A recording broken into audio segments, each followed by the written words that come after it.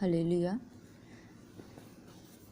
पवित्र बाइबल में जैसे कि लिखा है, एफिशियंस इसका 5th चैप्टर है और 3 आयत में लिखा है, जैसा पवित्र लोगों के योग्य है वैसा तुम में व्यभिचार और किसी प्रकार के अशुद्ध काम या लोभ की चर्चा तक न हो।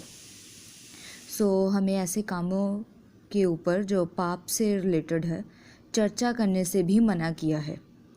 और कहते हैं ना निर्लज्जता ना मूर्खता की बातचीत हो तुम में, ठीक है, ना ठट्ठे की, क्योंकि ये बातें शोभा नहीं देती, वरन धन्यवाद ही सुना जाए।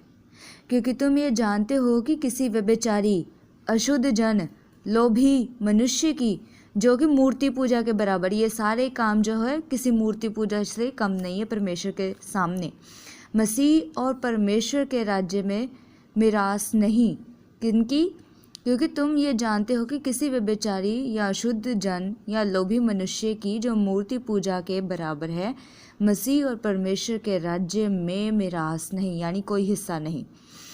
कोई तुम्हें व्यर्थ बातों से धोखा ना दे कि ये बातें तो बस ऐसी ही होती हैं। तो ऐसा कुछ नहीं होता है। जैसे कि आज की जनरेशन की बड़ी आदत है, कूल बनने के चक्कर में बहुत सारे फैक्ट हैं जो रियल में हैं, उनको नहीं मानते हैं वो।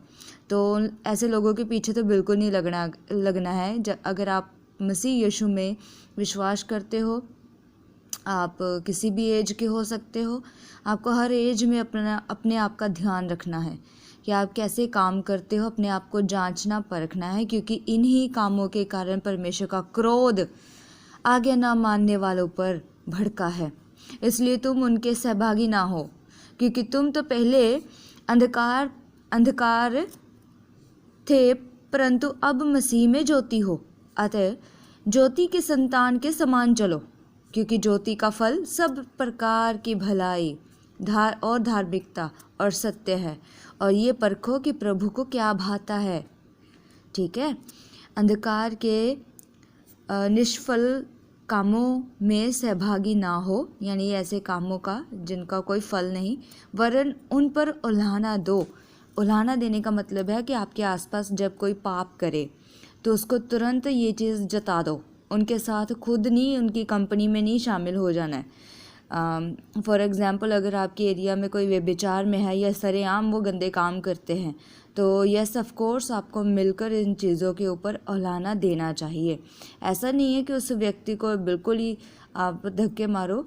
मतलब कहने का है कि पहले तो उसको समझाओ, अगर नहीं समझता है तो ऐसे लोगों से फिर नाता तोड़ देना है, ठीक है। फिर परमेश्वर उनका न्याय खुद समय आने पे करेगा, क्योंकि उनके गुप्त कामों की चर्चा भी लज्जा की बात है। ऐसे गुप्त काम जो है, जो लोग गंदे काम गलत करते हैं, जो गुप्त तरीके से, उनकी कहते चर्चा भी हम लोग नहीं कर सकते हैं।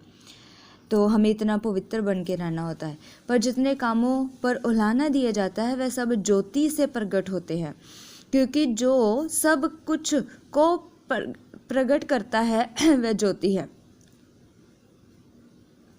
तो इस तरह से आपने खुद को इस संसार में रहते हुए संसार से अलग रखना है मसीह यीशु में। आमीन।